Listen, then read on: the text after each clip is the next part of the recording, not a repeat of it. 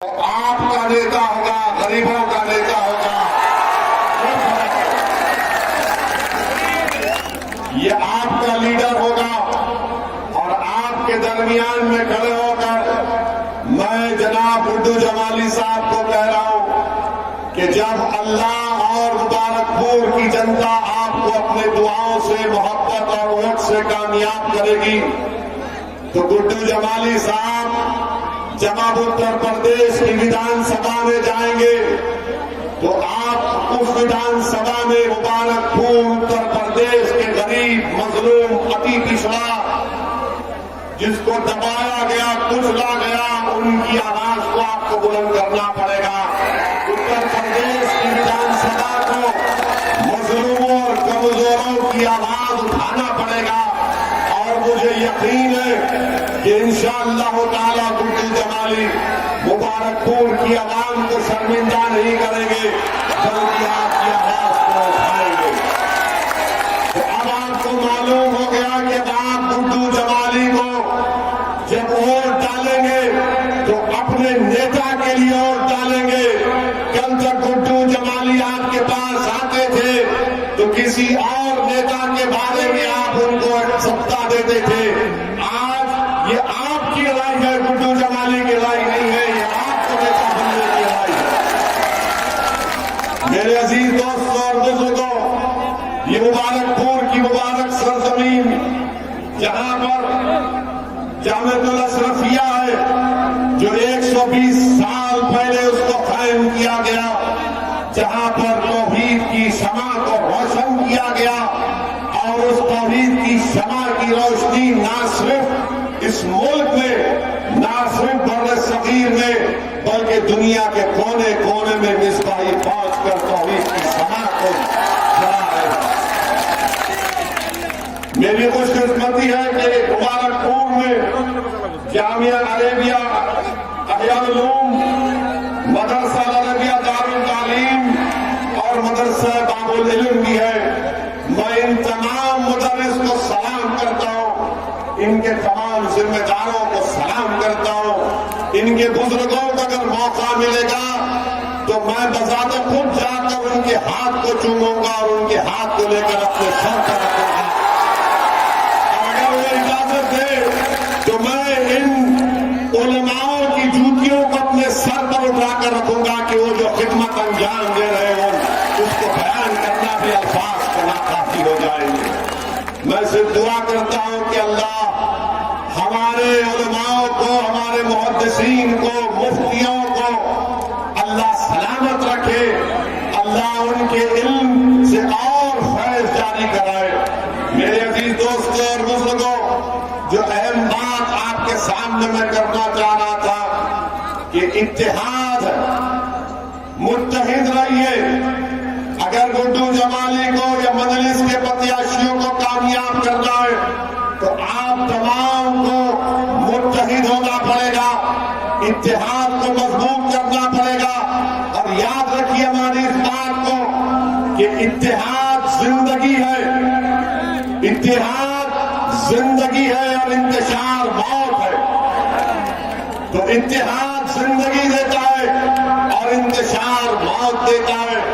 मैं आपको ये बताने भी आया हूं कि असदुद्दीन ओवैसी सरजमीन दक्कन से जरूर आया है, मगर मैं कोई आला परिवार या आला खानदान या कोई नवाब खानदान से निकल कर नहीं आया हूं। मेरे बुजुर्ग वकालत करते थे, आम आदमी थे, मेहनत और जस्तजू की, कुर्बानियां दी, जेल की सोबतें बर्दाश्त की, जालिम हुकूमतों के जुल्म को बर्दाश्त किया, मुकाबला किया। हमने पुलिस के जुल्म का शिकार हुए।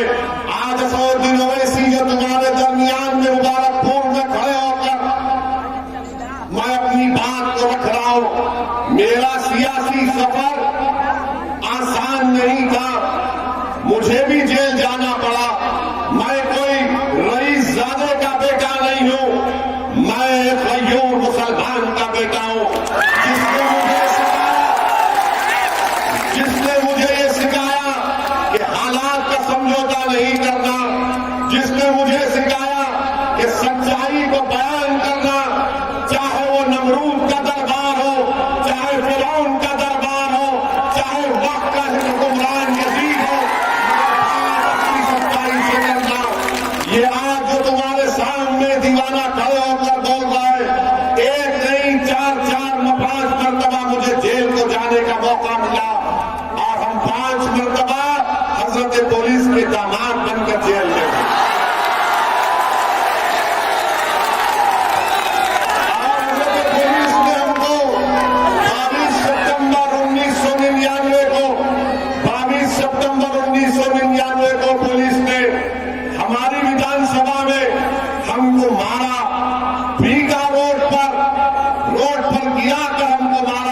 सर पर 18 टाके लगे, हमारी पीठ और पैर खून से लहूलुहान हो गई।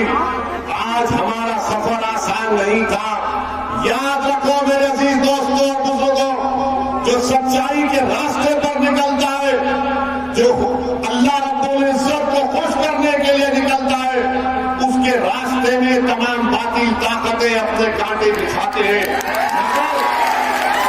जिसका अज़म और हौसला और नीयत में इखलास होगा, परवरदिगार उनको कामयाब और कामरान करता है। मेरे अजीज दोस्तों और बुजुर्गों, चंद बुज़दिलों ने ये समझा कि ओवैसी की गाड़ी पर गोलियां चलाकर उसकी आवाज को बंद कर देंगे। मैं उन बुज़दिलों से कहना चाह रहा हूं, वो नाथुराम गोडसे की नाजायज औलाद से कहना चाह रहा हूं, जो असल दिमाग है, जो उन लोगों से मुखातिब हो आज, जो उन जालिमों के हाथ में तुमने बंदूक थमाई। अरे याद रखो, 4 गोलियां चलाओ या लाखों चलाओ, वैसी की जबान बंद नहीं होगी। अगर अल्लाह ने तय कर लिया कि मेरी मौत होगी, मगर मेरी जबान तुम भरोगे ना मेरी जबान। मेरी दुनिया से चले जाने के बाद भी आप मेरा काम करोगे। ये मेरा काम नहीं, आपका काम है। क्या आप डरोगे? क्या आप गोलियों से डरोगे? क्या आप जालिमों से डरोगे? क्या आप हुक्मरानों से डरोगे? क्या तुम मोदी से डरोगे? क्या तुम वकीलों से डरोगे? किससे डरोगे? बताओ तो। किससे डरोगे?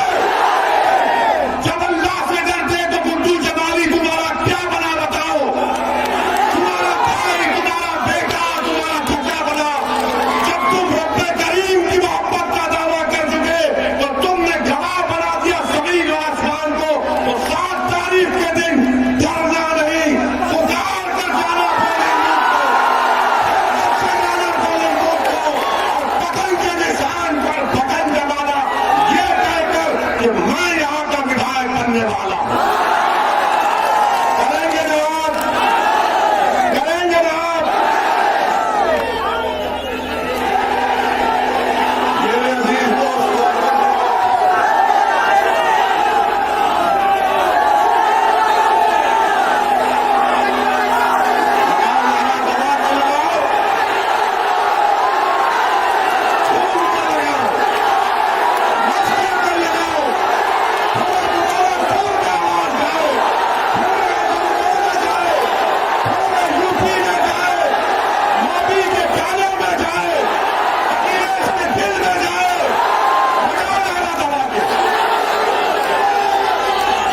मेरे अजीज दोस्तों और बुजुर्गों, मेरे अजीज दोस्तों और बुजुर्गों, अब हमारी थोड़ी बात सुन लीजिए।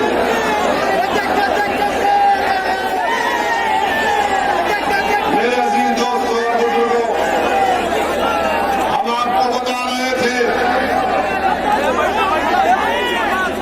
कि कोई आपसे कहेगा हमारे जाने के बाद, कोई कहेगा कि अगर गुड्डू जमाली या मजलिस के 8-10 प्रत्याशी जीत जाएंगे, विधायक बन जाएंगे तो क्या होगा? आप उनको बताना, उनको आप पैगाम देना, और जिसके दिलो दिमाग में बात है उन तक हमारी बात पहुंचा देना कि भारत की पार्लियामेंट में 540 की आवाज है, जिसमें मजलिस इत्तेहादुल मुस्लिमीन के 2 सांसद हैं। कितने हैं? 2 हैं।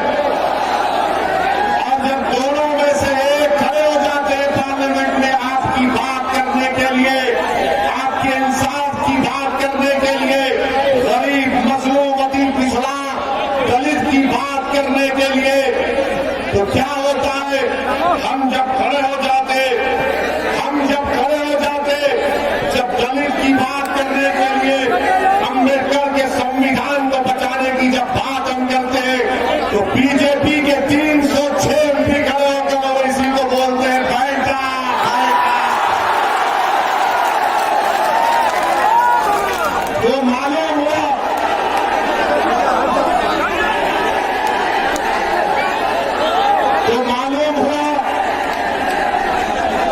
तो मालूम हुआ कि ओवैसी, असदुद्दीन ओवैसी सिर्फ अल्पसंख्यक समाज मुसलमान की बात नहीं करता। असदुद्दीन ओवैसी सिर्फ दलितों की या अति पिछड़ा आदिवासियों की बात नहीं करता। असदुद्दीन ओवैसी जो कमजोर है उसको ताकतवर बनाने की बात करता है। हमने कभी भी मजहब के नाम पर भेदभाव नहीं किया। मेरी कोई एक ऐसी तकरीर दिखा दो जहां पर मैंने किसी समाज या किसी मजहब के बारे में कहा। मेरी लड़ाई संविधान बचाने की है। अगर जुल्म हमारे हिंदू भाई पर होगा तो मैं मुबारकपुर के हिंदू भाइयों से कहना चाह रहा हूं कि जिस तरह जो वैसे यहां खड़े होकर कह रहा है तुम पुकारो, मैं दौड़ता हुआ तुम्हारे साथ खड़ा हूं। अगर मुबारकपुर का दलित आवाज देगा कि वैसे ही आ जाओ, अंबेडकर के संविधान को बचाना है, अंबेडकर के मान और सम्मान को उठाना है, तो खुदा की कसम है वैसी उस दलित परिवार के साथ खड़ा होकर रहेगा। इसीलिए जब 2019 में हैदराबाद की आवाम ने हमको चौथी मर्तबा रुकने पार्लियामान एमपी बनाया, तो हम जब हल्फ लेने के लिए गए तो बीजेपी के 300 एमपी नारा लगाना शुरू कर दी। हमको देखकर हमने भारत के संविधान पर अल्लाह के नाम पर हल्फ लिया। उसके बाद हमने नारा लगाया जय भीम। तो बीजेपी के लोगों एमपी सन्नाटे में आ गए, जबान कतर लिए, बात में हमसे पूछे ये तुम्हारे दिमाग में कैसा आता है। हमने कहा दिमाग में नहीं, हमारे दिल में बाबा साहब अम्बेडकर है। हमारी सोच और फिक्र में, हमारी सोच और फिक्र में किसी से नफरत नहीं है। हम कमजोरों को मजबूत बनाना चाहते हैं, हम कमजोरों को ताकतवर बनाना चाहते हैं। जिस पर जुल्म हो रहा उसके जुल्म को रोककर मजलूम को इंसाफ दिलाना चाहते हैं। यही लड़ाई मजलिस इत्तेहादुल मुस्लिमीन की है। मेरे भाई, आज का 2 मार्च का दिन मेरे लिए बहुत ही मुबारक दिन है कि आज मेरी जमात मजलिस इत्तेहादुल मुस्लिमीन के अहिया के 64 बरस हो चुके हैं। अल्हम्दुलिल्लाह। लोग आपसे पूछेंगे कि मजलिस ने हैदराबाद में क्या किया। हमारे पास हैदराबाद में मजलिस में 7 विधायक है, कोई मंत्री नहीं है, कभी सत्ता में नहीं गए, ना जाएंगे। मगर हमने जिनसे वोट लिया उनके लिए हमने मेडिकल कॉलेज को कायम किया। जब कायम किया 40 साल हो गए मेडिकल कॉलेज बनकर, इंजीनियरिंग कॉलेज बनकर, MBA, MCA, school of nursing, pharmacy, architecture college और 2-2 बड़े अस्पताल चलाते हैं जहां पर कम से कम पैसों में गरीबों का इलाज किया जाता है। और लोग फिर बोलेंगे ओवैसी के भाई अकबरुद्दीन की भाषण के बारे में बोलते हैं। तो आपको बता रहा हूं कि अकबरुद्दीन ओवैसी ने अपनी विधानसभा में अकबरुद्दीन ओवैसी ने वहां पर एक सिम्हावानी महाकाली टेम्पल है और एक जंगममेट में राघवेंद्र मंडपम है। अकबरुद्दीन ओवैसी ने हमारे प्रदेश के मुख्यमंत्री से मिलकर इस मंदिर के हमारे हिंदू भाइयों से, सरकार से उन्होंने 4 मल्टीपर्पज फंक्शन हॉल सरकार से मंजूर करवा। इन 2 मंदिरों के लिए 20 करोड़ सरकार ने मंजूर किए। ये बम्बर इल्जाम लगाते हैं कि ओवैसी भड़काऊ भाषण देता है। मगर मेरे अजीज दोस्तों और बुजुर्गों, आज आपको बताएं इब्लीस की औलाद आएगी।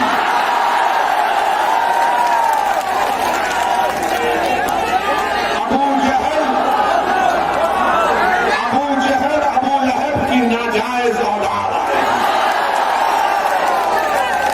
यजीद के मुर्दार दिल रखने वाले भी आएंगे और आकर बोलेंगे बीजेपी है, भाजपा है, उसको क्या करेंगे? तो आप क्या जवाब देंगे उन लोगों को? जब वो लोग भाजपा कहेंगे तो आप बोलेंगे भाजपा को अगर मुबारकपुर से कोई हरा सकता है तो उसका नाम क्या है बताओ? जो भाजपा को यहां से हरा सकता है उसका नाम क्या है बताओ?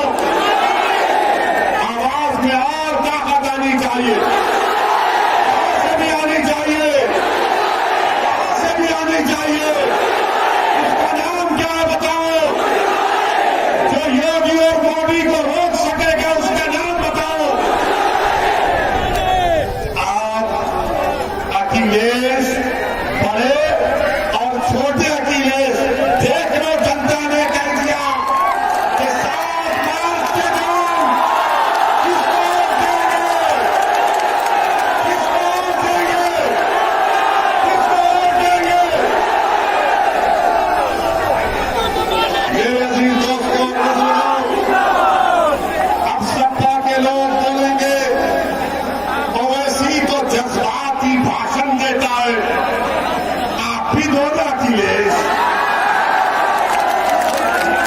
क्यों नहीं देते? कौन रोक रहा है आपको? और जो लोग आपको बोलेंगे जज्बात, नौजवानों को जज्बाती करता है ओवैसी, अरे याद रखो, मैं उन नौजवानों के बुजुर्गों को सलाम करता हूं, उनकी मां और बहनों को सलाम कि तुमको जज्बाती बनाया। अगर कोई दलित पर जुल्म हो रहा, किसी गैर मुस्लिम पर जुल्म हो रहा और तुम्हारे दिल में जज्बात आए तो वो मुर्दा है, इंसान नहीं है। याद रखो हमारे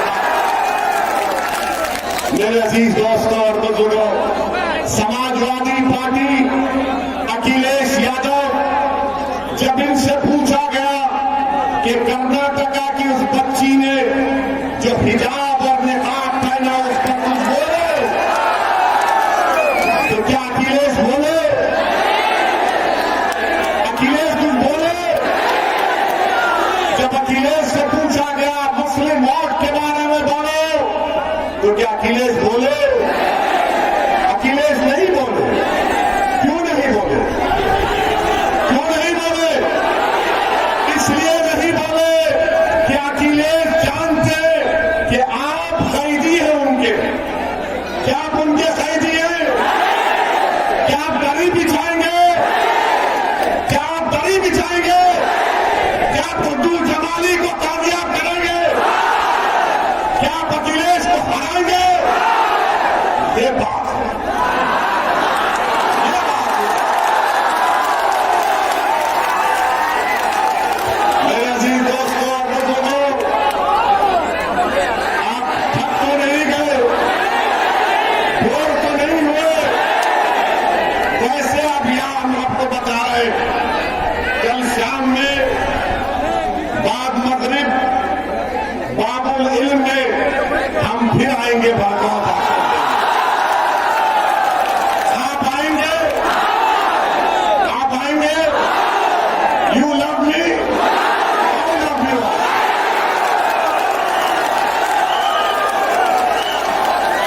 इसको बोलते दो तरफा मोहब्बत, इसको बोलते दो तरफा मोहब्बत। अखिलेश को खाली एक तरफा मोहब्बत मत करो, अपना भाई है उसके साथ दो, गुड्डू जमाली को कामयाब करो। ये लड़ाई हमारी है, ये लड़ाई में आपको गुड्डू जमाली को कामयाब करना है।